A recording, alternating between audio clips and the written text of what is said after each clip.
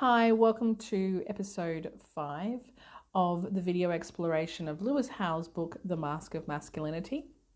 Let's jump straight back into chapter 1, The Stoic Mask.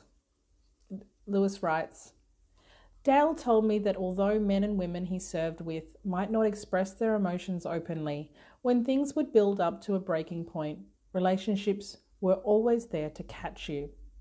You go and have a beer, he told me, and finally, you work up the courage to say, hey, this has really screwed me up here.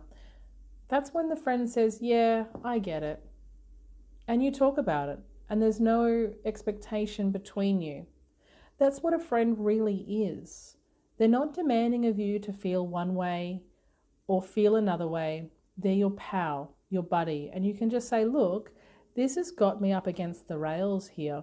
I don't know what I'm doing.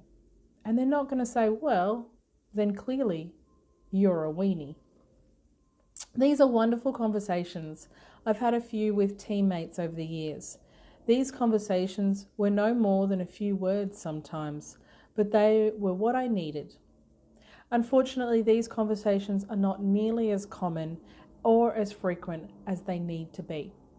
And the less frequent they are, the worse the negative feedback loop becomes for men who are struggling. These men feel alone with a problem and can't connect about it.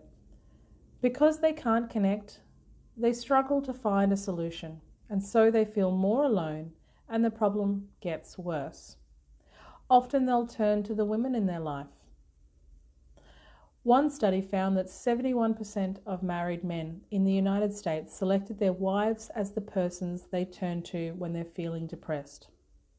39% of married women turn to their husbands. Women have far richer networks of friends, family, and sources of solace when they need help. And you know what? I think that's really valid. Women do have a lot more sources.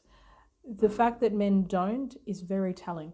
And I maybe want to leave you just with a thought to encourage you to give your mates the understanding in whatever way feels natural to you, that they can come to you and they can talk to you.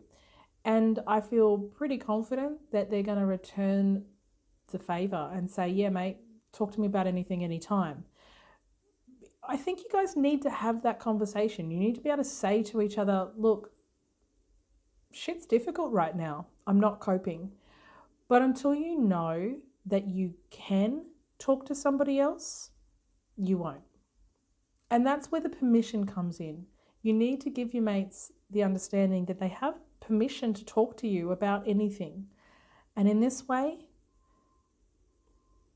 I think we begin to start opening up the conversation and letting men know they're not alone and they don't have to be alone.